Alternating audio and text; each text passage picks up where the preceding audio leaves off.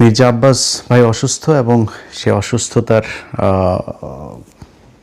কারণে অনেকেই সোশ্যাল মিডিয়াতে বিভিন্ন জায়গাতেই দেখলাম, ভিজিট করে সম্ভবত যারা বিএনপির ভাই বোনেরা আছেন তারা বোধহয় বেশিরভাগ এইসব লেখাগুলো লিখছেন যে নাসিরউদ্দিন পাটোয়ারি হচ্ছে গিয়ে এই মির্জা আব্বাসের অসুস্থতার জন্য কারণ। আপনাদেরকে জ্ঞাতার্থে বলে রাখি যে মির্জা আব্বাস 2026 সালের 12ই ফেব্রুয়ারি যে নির্বাচনটা হয়েছে সেই নির্বাচনে উনি জনগণের ভোটে এমপি হন নাই। এটা ভাই আপনারা যারা আওয়ামী লীগের মতো গায়ের জোরে যদি কথা বলেন সেটা অন্য হিসাব, কিন্তু যদি যুক্তি আর বাস্তবতার প্রেক্ষিতে কথা বলেন তাহলে মির্জা আব্বাস যে ফেল করেছে সেটা আপনি নিজেও জানেন। আওয়ামী লীগের অনেক এই দিন একজনের সাথে কথা হচ্ছিল, উনি সম্প্রতি বাংলাদেশ থেকে এসেছেন, আওয়ামী লীগের সমর্থন করেন, বাট সে আবার আমারও পছন্দ করে ইন্ডিয়ার কারণে। তো উনি আমারে বললেন যে বলতেছে ভাই কোন এমপি, ও আচ্ছা রহমত আলী না রহমতুল্লাহ, যে রহমত আলী বোধহয়, যে বাড্ডার ওই দিকের যে এমপি ছিল আওয়ামী লীগের, এর বউ নাকি আবার খুব ভালো মানুষ। হ্যাঁ, বউটা সে ভোট দিতে গিয়েছে, পরের দিন দেখে তার বউয়ের ভোটটাও বউ দিতে পারে নাই, ভোট আরেকজন দিয়ে দিয়েছে, মানে ওই রাতের ভোটের, যেটা 2018 সালে। তো এই লোক সে এরকম এক ভোট কেন্দ্রে সে সারা রাত ভোট মেরেছে। তো এসে তারপরে সে বলল যে ভাই এই ব্যাপার, ভোট কিন্তু এইভাবেই হয়েছে, আপনারা যেটা বলেন এটা একদম অযৌক্তিক না। তো এটা কিন্তু আওয়ামী লীগের লোক সবচেয়ে ভালো জানে যে রাতে ভোটটা যে হয়েছে। আজকে বিএনপি 2026 সালের 12ই ফেব্রুয়ারি নির্বাচনে কি করেছে এটা বিএনপি পৃথিবীর সবচাইতে ভালো জানে, কিভাবে কি হয়েছে, কোন জায়গায় কাকে ঠকায় কাকে জিতানো হইলো কি, এগুলো সব কিছু ওনারা আমাদের চাইতে ভালো জানে, স্বীকার করবে না, এটাই হচ্ছে গিয়ে পার্থক্য। স্বীকার করার দরকার নাই, কিন্তু উনি কিন্তু একজন ভোট চোর। এবং দুনিয়াতে আপনি চুরি বাটপারি শয়তানি সব কিছু করবেন আর আপনি অসুস্থ হইলে সব কিছু মাফ হয়ে যাবে, বিষয়টা এরকম না। বাট আমাদের ভেতরে ওইটুকু মনুষ্যত্ববোধ, মানবতাবোধ, সৌজন্যতাবোধ আছে সেইটুক যে একজন মানুষ অসুস্থ হয়েছে, মানুষ তো যাই হোক আশরাফুল মাখলুকাত হিসাবে আমি তাকে, তারপরে সে মুসলমান, আমি তাকে ভাই মনে করি, ভাই হিসাবে আল্লাহর কাছে দোয়া চাই আল্লাহ যেন ওনাকে সুস্থ করে দেখ। বাট এই যে দোষ যারা দিচ্ছেন তাদেরকে প্রথমে হিসাব করতে বলবো, মির্জা আব্বাসকে যদি নাকি ওনার ধরেন কোনো পাপ টাপ কিচ্ছু নাই, এই ভোট চুরি করেন নাই, উনি ভোটেই জিতে তারপরে সংসদ সদস্য হয়েছেন, উনি খুব ভালো মানুষ, ওনার মতো ভালো মানুষ এই দুনিয়ায় কেউ নাই। উনি এই যে ঢাকা ব্যাংকের মালিক, এই ঢাকা ব্যাংকের মালিক ওনার বাবার বাড়িঘর ভিটে মাটি বিক্রি করে তারপরে ঢাকা ব্যাংক দিয়েছেন, এখানে 1 টাকাও 2 নাম্বারই টাকা নাই। বিএনপির সময় উনি গণপূর্ত মন্ত্রী ছিলেন, ওই মন্ত্রী থাকা অবস্থানে 1টা টাকাও খায় নাই, খুব সৎ অফিসার ছিলেন তিনি। এরকম একজন সৎ মানুষ মনে করে তারপরে ধরেন বক্তব্যটা যদি শুরু করি, এইবার আসেন যে এটার জন্য দায়ী কে। মির্জা আব্বাসের এই যে মনোনয়ন, এই মনোনয়ন পাওয়া নিয়েও কিন্তু দলের ভেতরে ওনাকে না দেওয়ার পক্ষে লোক ছিল। জিজ্ঞেস করেন বিএনপির লোকজনের, যারা বিএনপি, আমরা তো ভাই মানে আওয়ামী বিরোধী ছিলাম, বিএনপির সাথে তো আমাদের সম্প্রতি সম্পর্ক, বিএনপি আমাদেরকে শত্রু মনে করে, বাট বিএনপির ভেতরে তো অনেক বন্ধু বান্ধব আছে, অনেক সূত্র আছে, অনেক সাথে এখনো ভালো সম্পর্ক আছে, ওনাদের কাছে জিজ্ঞেস করেন আপনারা। ওনার স্ত্রী আফরোজা বেগম, উনি আপনার এমপি নির্বাচন করতে চেয়েছিলেন, যেখানে ওই যে হাবিবুর আছে না, ছাত্রলীগের সাবেক ছাত্রলীগের যে হাবিবুর, এই হাবিব হচ্ছে গিয়ে আপনার ওই আসনে আফরোজা চেয়েছিলেন, মানে মির্জা আব্বাসের স্ত্রী, ওনার পুরো নামটা আমার মনে নেই, ওনার স্ত্রী চেয়েছিলেন ওইখানে দাঁড়াইতে, খুব চেষ্টা করেছেন, ওনাকে দেওয়া হয় নাই। মির্জা আব্বাস এমপি হওয়ার পরে মন্ত্রণালয়ে মানে মন্ত্রিসভা গঠন হইল, সেই মন্ত্রিসভার ওইখানে কি মির্জা আব্বাসকে মন্ত্রণালয়ে দেওয়া হয়েছে? বলেন, আপনারা বলেন। বিএনপির যারা মির্জা আব্বাসের দেখলাম ওনারা দেখার জন্য সোজা প্রধানমন্ত্রী নিজেও গিয়েছেন ইয়েতে দেখা করার জন্য, হসপিটালে দেখা করার জন্য, তো উনি খুব গুরুত্বপূর্ণ এই কারণেই তো গিয়েছেন। তো ঠিক আছে, আমরা ধরে নিলাম যে ওনাকে বিএনপি খুব পছন্দ করত, ওনাকে মন্ত্রী পদমর্যাদায় উপদেষ্টা বানানো হলো। এই আওয়ামী লীগের সময় মনে আছে আপনাদের একবার ওই যে দপ্তরবিহীন মন্ত্রী একজন ছিল, কে যেন আমি ভুলে গেছি এই লোকটার নাম, কাউকে একজনকে দপ্তরবিহীন মন্ত্রী বানানো হয়েছিল, সুরঞ্জিত সেন গুপ্ত টুপ্ত বা কাউকে একজনকে, আমার মনে নাই তার নাম। তার নিয়ে আমরা খুব হাসাহাসি করতাম, ট্রল করতাম ফেসবুকে। তো এই যে মির্জা আব্বাস, গয়েশ্বরচন্দ্র রায়, এরকম কয়েকজনকে দপ্তরবিহীন মানে এই মন্ত্রীর পদমর্যাদায় উপদেষ্টা বানিয়েছে না, এটা কিন্তু গালের মধ্যে একটা জুতা মারা। মির্জা আব্বাস ওই জুতায় কতটা কষ্ট পেয়েছেন সেটা আপনারা মানে বাস্তবতা দিয়ে আপনাদেরকে আমি বুঝাই দেই। আপনাদের মনে আছে গয়েশ্বরচন্দ্র রায় এই উপদেশটা বানানোর পরের দিন একটা বক্তব্য দিয়েছিল, মনে আছে আপনাদের? পৃথিবীতে যতদিন বেঁচে থাকবে কোনোদিন গয়েশ্বরচন্দ্র রায় মন্ত্রী হবেন না। উনি নিজে বলেছেন, আমি কোনোদিন মন্ত্রী হব না যতদিন পৃথিবীতে বেঁচে থাকব। কত কষ্ট পেলে তারপরে একজন মানুষ এই কথা বলতে। আপনার কি মনে হয় না মির্জা আব্বাসও ওই একই রকম কষ্ট পেয়েছে? মির্জা আব্বাসও পেয়েছে। অতএব মির্জা আব্বাসের যদি নাকি এই কষ্ট, এই ব্রেনের উপরে যে চাপ, এই চাপ যদি কেউ দিয়ে থাকে সেটা বিএনপি দিয়েছে, নাসিরউদ্দিন পাটোয়ারি দেয়নি। এখন তারপরও আপনারা ধরেন তর্কের খাতিরে যদি তর্ক করতে যান, নাসিরউদ্দিন পাটোয়ারিকে এখন অনেকেই বলছেন মামলা টামলা করবেন, ওনার বিরুদ্ধে কথাবার্তা বলছেন। নাসিরউদ্দিন পাটোয়ারির জায়গায় যদি নাকি মির্জা আব্বাসকে হারানো হইতো, নাসিরউদ্দিন পাটোয়ারি এখনো পর্যন্ত তো জীবিত আছে, সুস্থ আছে, ওরে পিটাই মেরে ফেলতো বিএনপির লোকজন। মনে আছে আপনাদের? মির্জা আব্বাসের বউ নিজে চলে গিয়েছে আপনার কেন্দ্রে, নিজে কেন্দ্রে গিয়ে, সে ভিডিও দেখেছেন আপনারা? নিজে গিয়া একজন ইয়ের বউ তো, ক্যান্ডিডেটের বউ তো এইভাবে যায় ভোট গণনা করতে পারে না, তাই না? তার এখানে ঢোকারই এখতিয়ার ছিল না, সে সেখানে গিয়েছে, গিয়ে তারপরে সেটা নিয়ে আপনারা সোশ্যাল মিডিয়া, নিউজ, পত্রিকা, টেলিভিশন সব জায়গায় দেখেছেন এই খবর। কেন গিয়েছিলেন? ভোট চুরি করতে গিয়েছেন। আপনি ভোট চোরের বউ, আপনি ভোট চোর। যদি বলেন যে নাসিরউদ্দিন পাটোয়ারির কারণেই সে মারা গিয়েছে, নাসিরউদ্দিন পাটোয়ারির কারণেই সেটা হয়েছে, নাসিরউদ্দিন পাটোয়ারির এইটুক দায়িত্ব নিয়ে নেওয়া উচিত। মারা গেলে মারা গেছে, আমার কথায় যদি সে এরকম অবস্থা হয়েছে, আমি সত্য কথা বলছি, আমি ভোটে আমারে জোর করে তারা চুরি করে জিতাইছে, এই জন্য করা হয়েছে।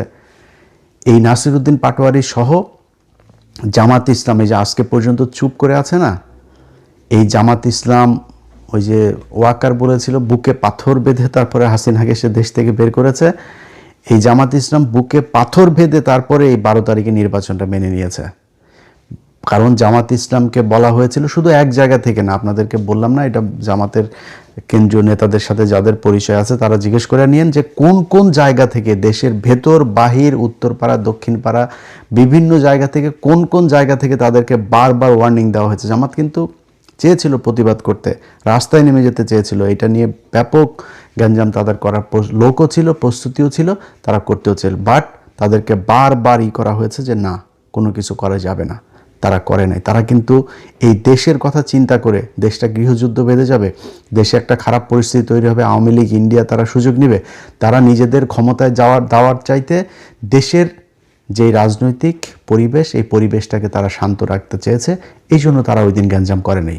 আপনার মনে হয় না যে জামাতের এইটুকু ক্ষমতা আছে? এবং আপনারা বলে রাখি, জামাত ইসলামের যদি নাকি মাঠে নামে পিটাপিটি করতে আসেন না, বিএনপি আপনারা পিটাপিটি করে পারবেন না ওদের সাথে।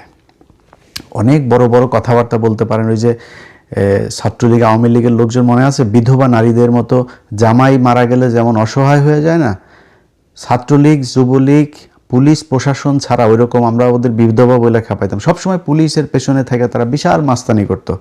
আজ কোথায় রে বাবা তোরা? তোদের পুলিশ বাপ নাই আর সেনাবাহিনীর বাপেরা নাই, আজকে তোরা কোথায়? রাস্তায় আয়, আজকে তো রাস্তায় যাইতে পারিস না। তোর মারে খেদানোর পরে যখন বুঝছিস সরকার ক্ষমতায় নাই, 3 মিনিটের মধ্যে সারা দেশ থেকে তোরা উধাও হয়ে গেলি। এইরকম আন্ডা বাচ্চা সহ পৃথিবীর ইতিহাসে কোনোদিন এরকম হয়নি।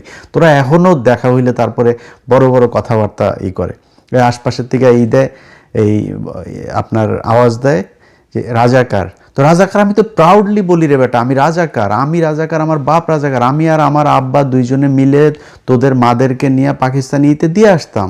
এটা তো আমি নিজে বলি, স্বীকার করি। আমি কি বলদ, তোর বলদ মনে হয় আমারে? আমি ঠকবো কেন? আমি আর আমার বাবা দুজন মিলে পাকিস্তান ক্যাম্পে দিয়ে আসতাম, মানে কি তোদের মাদের বোনদেরকে মেয়েদেরকে দিয়ে আসতাম। তাহলে এখন পাকিস্তানের বীজ হইলি কারা? তোরা। তো তোরা রাজাকার বললে আমি তো প্রাউড ফিল করি। তুই আমার যেটা বলে খেপাইতে চাই ওটা তো আমি খেপি না। কি হবে? তুই রাজাকার বলবি, আমি তোরে বলবো তোর মা তো বিয়ে ছাড়া মোদির সাথে যায় শুইতেছে, তোরা তো ওইটা আনতে পারিস না। তোদের মারে তোদের আপারে আন, এটা তো আনতে পারিস না। তো এটা বলে ওনারা করতে চায়। যাই হোক, সেই রাজাকারের ওই আলাপে গেলে আবার অনেক অন্যদিকে চলে যাবে। তো এখন এই মির্জা আব্বাসের বিষয়ে যদি নাকি এখন মনে করেন জামাত ইসলাম মাঠে ওই দিন খারাপ কাজ করতো, তাহলে দেশের পরিস্থিতিটা খারাপ হইতো। বিএনপি হইলে এই ধৈর্য জীবনও দেখাইতো না। হেরে তারপরে বিএনপি জিতে আজকে করছে, ক্ষমতায় আছে, ভোটে হেরে। শোনেন, যেই সব জায়গায় 3000, 4000, 5000 এরকম হয়ে যায় 57টা না 54টা আসনে। আপনার মনে, তারেক রহমান প্রধানমন্ত্রী, সেই প্রধানমন্ত্রী খালেদুজ্জামান ভাইয়ের কাছে জিতেছে হচ্ছে 5000 ভোটে। এটা আপনার বিশ্বাস হয়?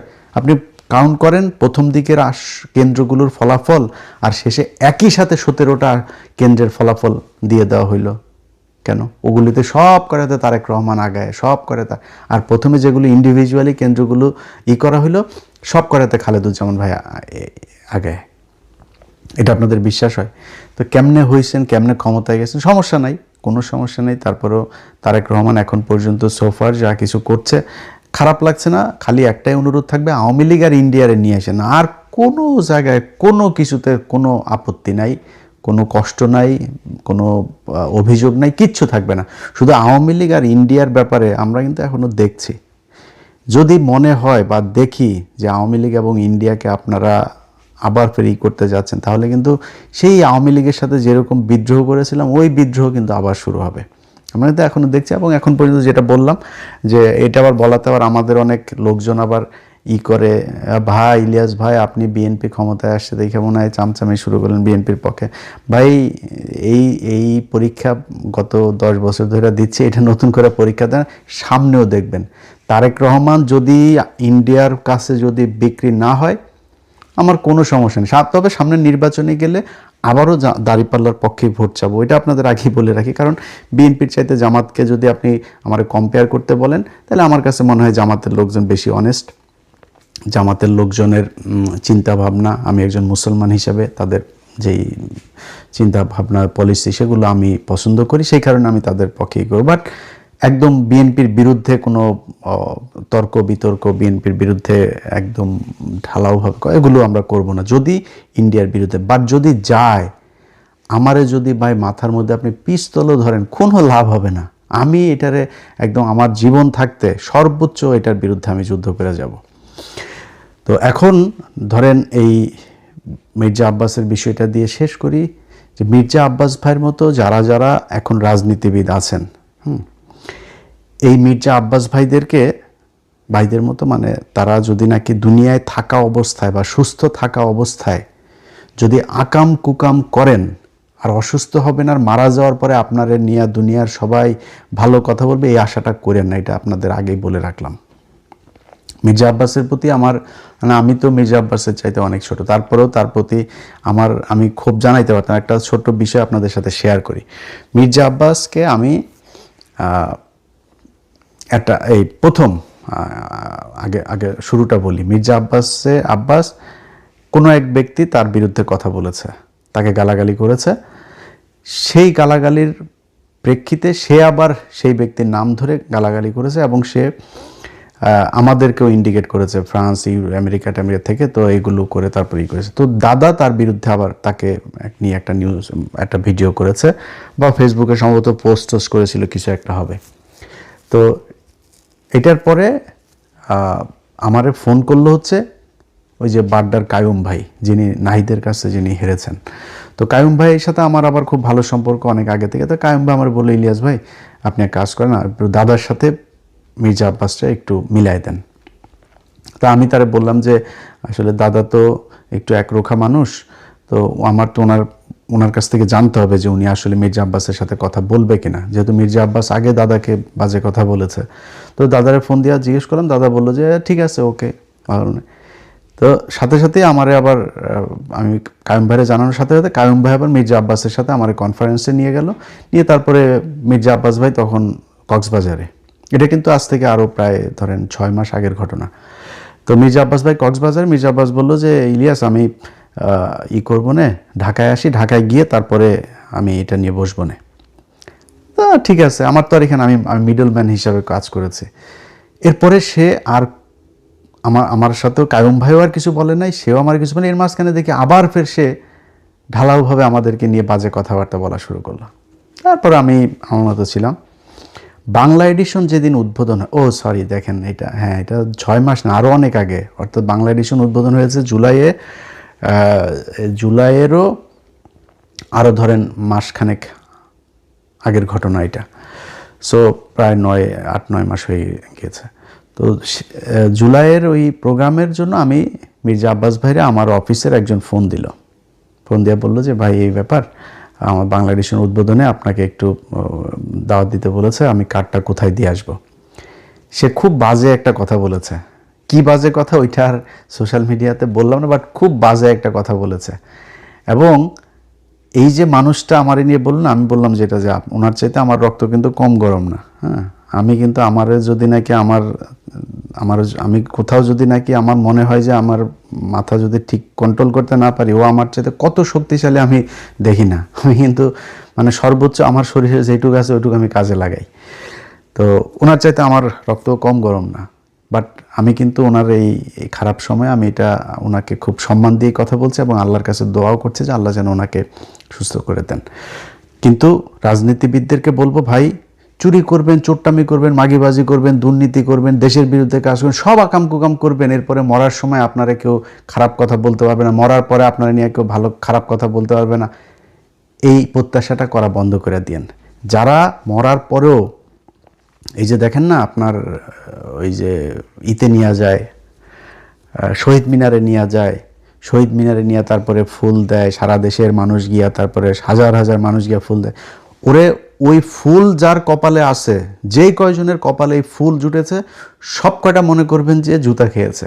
কথাটা শুনতে খুব খারাপ লাগলো, একজন মুসলমান হিসেবে বললাম, কোনো মুসলমান যদি এই শহীদ মিনারে গিয়া বিভিন্ন জায়গায় ফুল টুল এগুলো নেয় না, এই মৃত্যুর পরে যার হয়েছে ওরে মনে করবেন ওর জীবনের অনেক পাপ আছে, এই পাপের শাস্তি কিছুটা এখানে দুনিয়ায় হচ্ছে। যে আল্লাহ যাকে পছন্দ করেন ওরে আল্লাহ শহীদ মিনারে এই ফুল নেওয়ায় না। আপনাদের মনে আছে কবি আল মাহমুদের কথা মনে আছে? আল মাহমুদ ভাই কিন্তু একজন মানে আমার দেখা একজন সবচেয়ে মানে শ্রেষ্ঠ মানুষদের মধ্যে বাংলাদেশের একজন উনি। পিয়াস করিমের কথা মনে আছে? 2 জনের একজনকেও এই ছাত্রলীগ, আওয়ামী লীগ এরা শহীদ মিনারে নিতে দেয়নি। এর ফয়সালা আল্লাহ ওই উপর থেকে করেছেন, এটা দুনিয়ায় কেউ ফয়সালা করে না। আল্লাহ ওনারে এই শাস্তি দিতে চায় নাই, এই অপমান করতে চায় না, এই জন্য ওরে শহীদ মিনারে নেয় নাই। আল্লাহ পছন্দ করেছেন তাই শহীদ মিনারে নেয় নাই। সো এরকম যারা শহীদ মিনার আল্লাহ নেয়, মনে করেন কম থাক বেশি থাক আপনার পাপ আছে, এই জন্য শহীদ মিনারে নিয়ে ফুল দেয়। যাদের মুসলমান দাবি করেন নিজেরা, আপনারা মৃত্যুর আগে বলে নিন, পরিবারকে বলে দিন যে আমার মৃত্যুর পরে আমার কবর দেওয়ার জন্য আমার যত দ্রুত সম্ভব আমার এই কাজ যেন সম্পূর্ণ করা হয়। এটাই ইসলাম। বদরের যুদ্ধে, উহুদের যুদ্ধে, এগুলো যারা সৌদি টদিতে গিয়েছেন তারা গিয়ে নিজের চোখে দেখেছেন। আমি আল্লাহ যেন দেখান, এখনো চোখে দেখি নাই, বাট ওইখানে যেখানে মারা গিয়েছেন আপনাদের চাইতে আমাদের চাইতে আমরা মানে পায়ের ময়লাও না ভাই সেই সাহাবীদের। বদরের যুদ্ধে যারা মারা গিয়েছে, উহুদের যুদ্ধে যারা পৃথিবীর সবচেয়ে সম্মানিত শহীদ বদরের যুদ্ধের এরা, যেখানে মারা গিয়েছে এদের চাইতে আমাদের মায়া মমতা কম ছিল পরিবারের কাছে পর্যন্ত নিয়ে আসে নাই, ওইখানেই কবর দিয়ে দিয়েছে সাথে সাথে। সো যত দ্রুত সম্ভব কবর দিয়ে দেওয়া উচিত, এটাই।